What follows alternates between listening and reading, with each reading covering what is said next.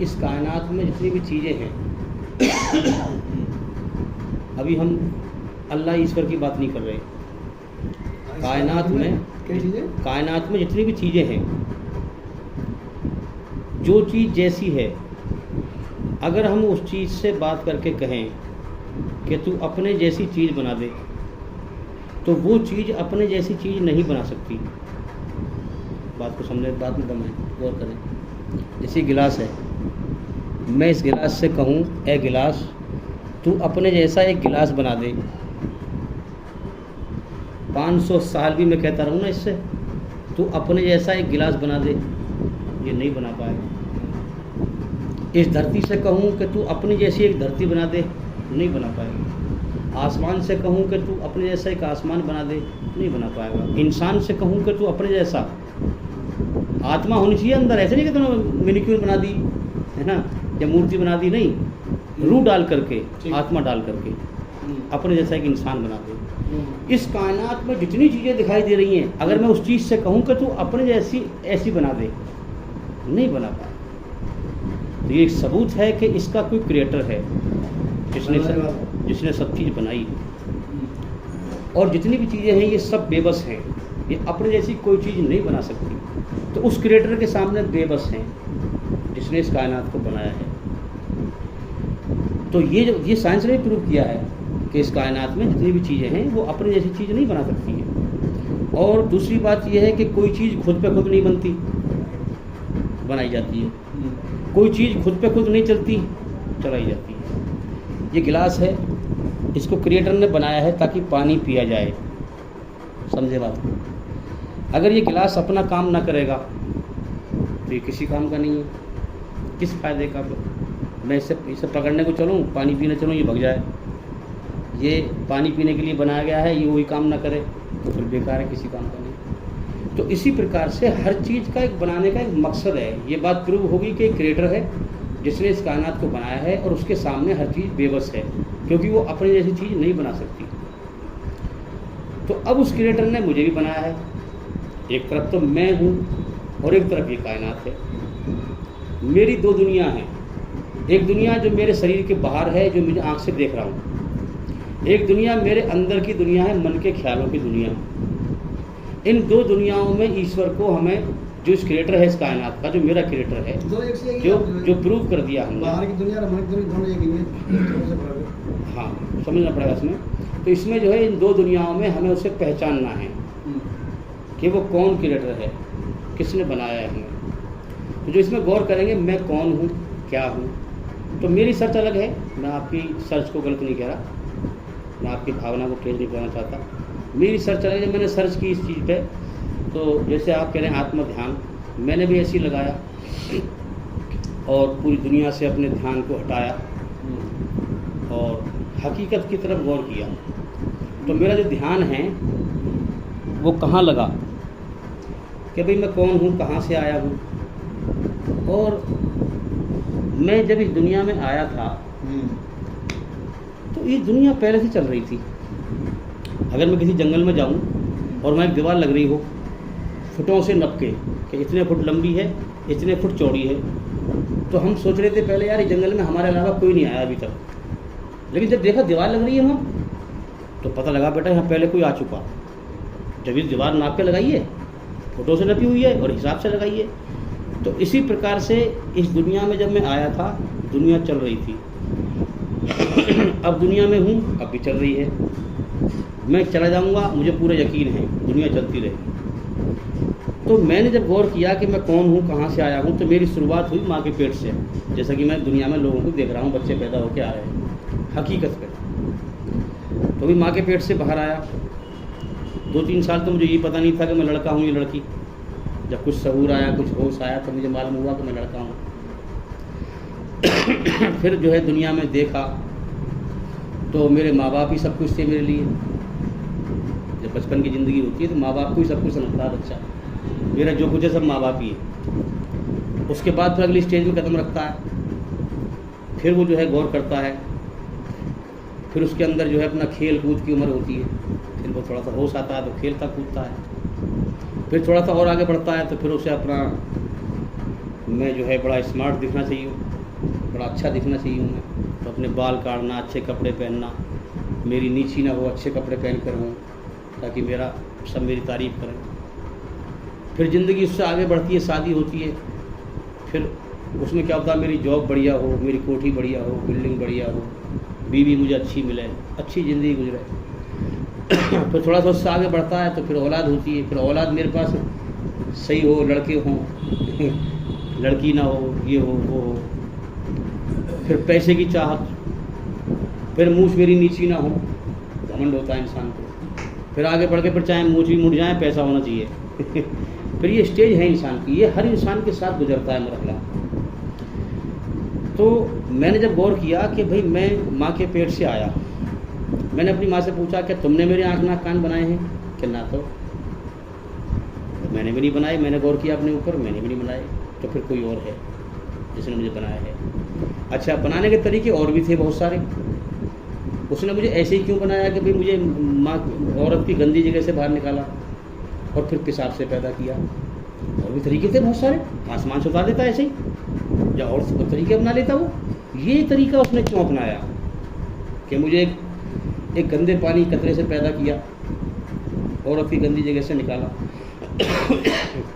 और मेरे पेट में गंदगी, ये सिस्टम इस तरह से क्यों बनाया उसने। पेट में लैट्रिन पेशाब है, नाक में रहट मुँह में थूक है, और अपनी लैट्रिन पे 2-3 बार बैठता हूँ, और मैं देख रहा हूँ अनजान लोगों का कि लोग बेहोश हैं।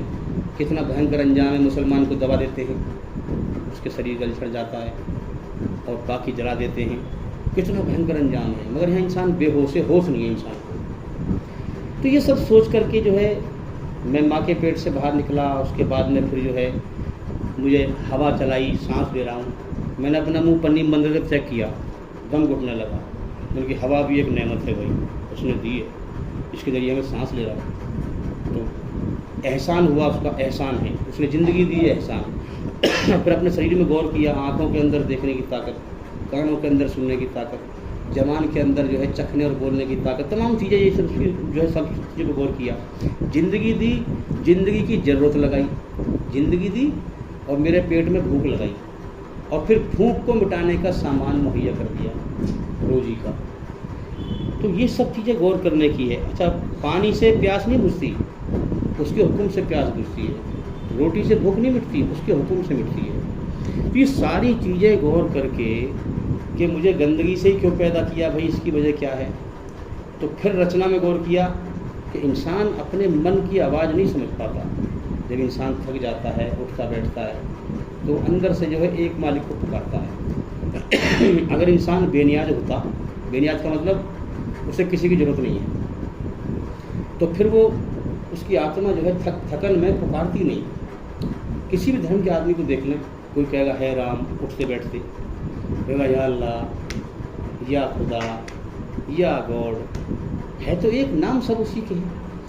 तो ये सब उसकी रचना उसने प्रवस्त कर दी है रचना के अंदर, कि वो कहता है पूरी कायनात में हर चीज़ मेरा गुणगान करती है और मेरे सामने झुकती है, चाह कर भी और ना चाह कर भी।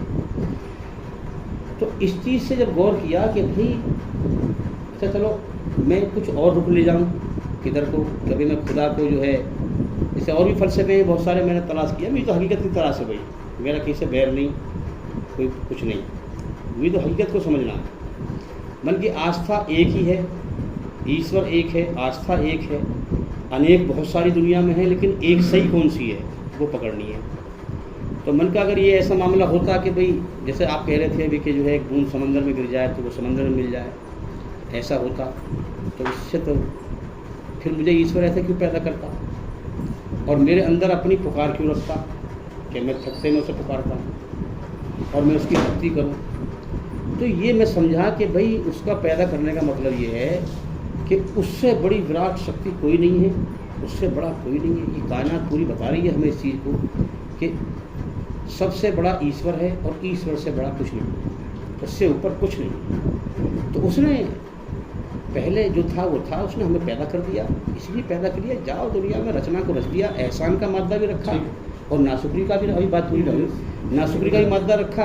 अब जाओ मैंने तुम्हें जीवन दिया है, खिलाऊंगा पिलाऊंगा, जो मेरा एहसान मान के मेरी रचना के आधार पर सच पे चलेगा, सच का रास्ता मेरा है, वो मुझे पालेगा। और जो मेरी रचना के खिलाफ चलेगा, शैतान के रास्ते पे चलेगा, वो जो है वो शैतान का रास्ता है। ये दो रास्ते बनाए हैं जीवन जीने के, उसने जीवन का सबको समय दिया है और दो रास्तों के दो अंजाम मौत के बाद रखी है। ये कायनात बेकार नहीं बनाई उसने, सच और झूठ, ये हमारी रचना में रच दिया। सच का रास्ता ईश्वर का है और झूठ का रास्ता शैतान का है। अब जीवन का समय दे दिया है और मौत के बाद इन दो रास्तों के दो अंजाम बता दिए उसने कि सच्चाई का अंजाम मेरी अमन शांति वाली स्वर्ग है और झूठ का अंजाम नरक है। अब स्वर्ग को कैसे साबित किया जाए कि स्वर्ग है? भाई देखो, मैं इस रास्ता कैसे मतलब झूठा रास्ता शैतान को है, उस पर बाद में चर्चा करेंगे।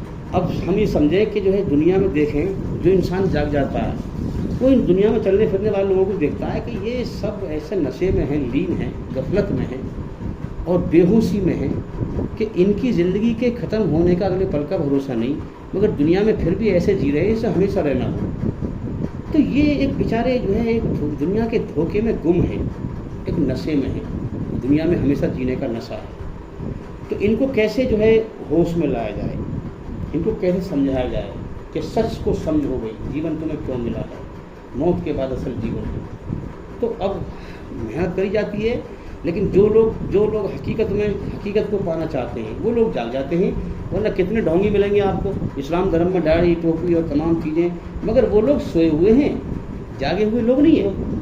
कितने ढोंगी मिलेंगे तुमको, में ढोंगी समझो सही नहीं, उसमें जो है अल्लाह ताला वो हस्ती है जो मौत से पाक है। कायनात बना करके ज़मीन और आसमान के बीच हमें बंद कर दिया और अपनी रचना को हमारे अंदर रच दिया। ईमानदार बन या बेईमान बन, जन्नत की इच्छाएं रख दी, हमेशा जीने की चाहत, हमेशा सुख भोगने की चाहत, हमेशा जवान रहने की चाहत। अब दुनिया को मौत का घर, दुखों का घर, बीमारियों का घर, अपनी डर और गम की बादशाहत में इंसानों को कैद कर दिया।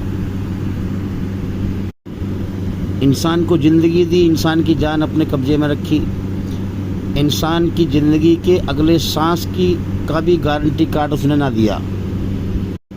अब इंसान दुनिया में जन्नत की इच्छाएं पूरी करने के लिए सच को भूल जाता है, सच को नज़रअंदाज कर देता है, दूसरे की मौत को देखकर अपनी मौत को भुला फिरता है।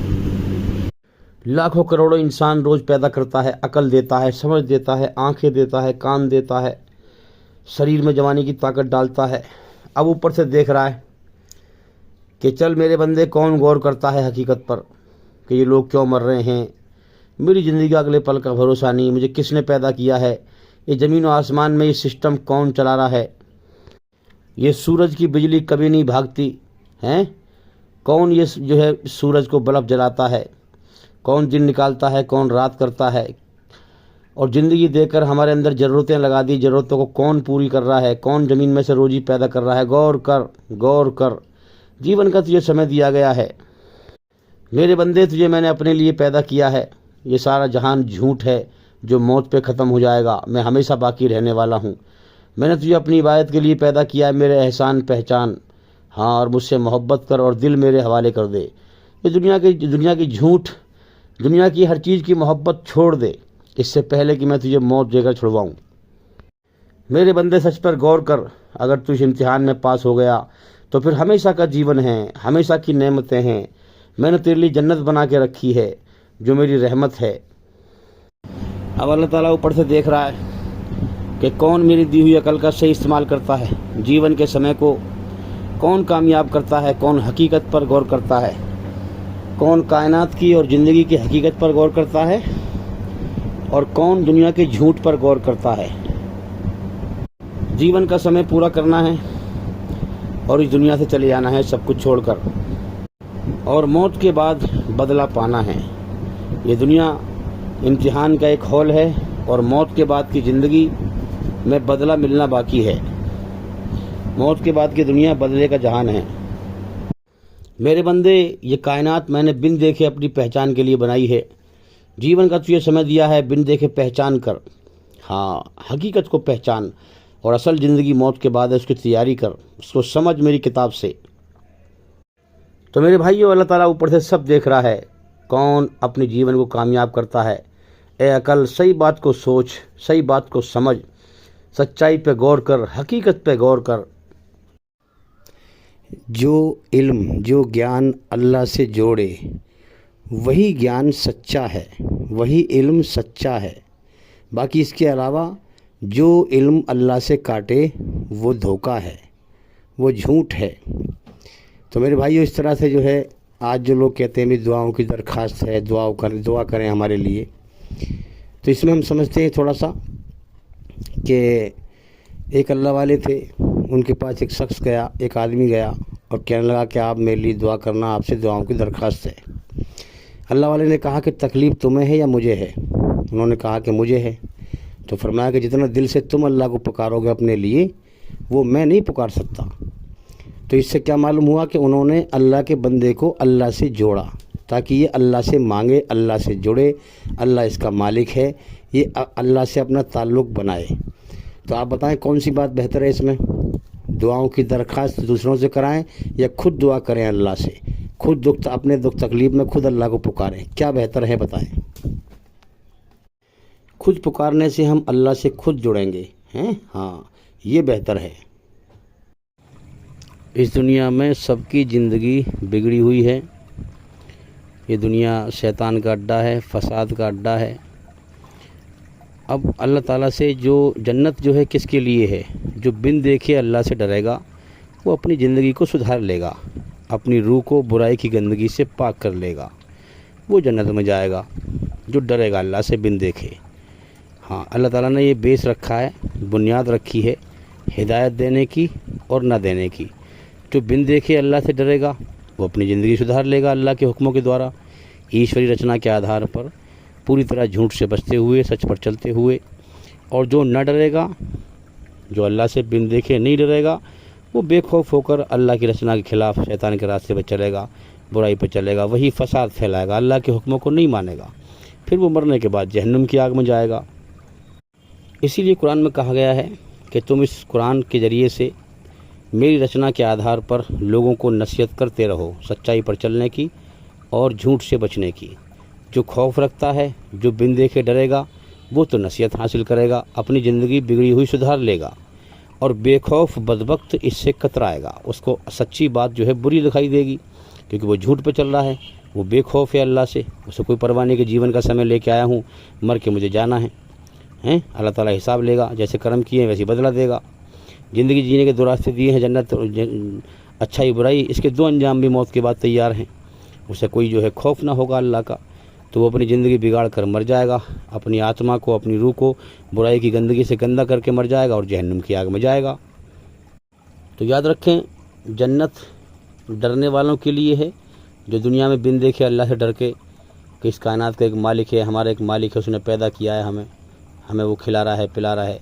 तो जो बिन देखे डर जाएगा वो अपनी ज़िंदगी सुधार लेगा और अल्लाह के कुरान के द्वारा, नबी के फरमान के द्वारा अपनी रूह को बुराई गंदगी से पाक करके अल्लाह की मोहब्बत लेके चला जाएगा, ईमान लेके चला जाएगा, वो जन्नत में जाएगा।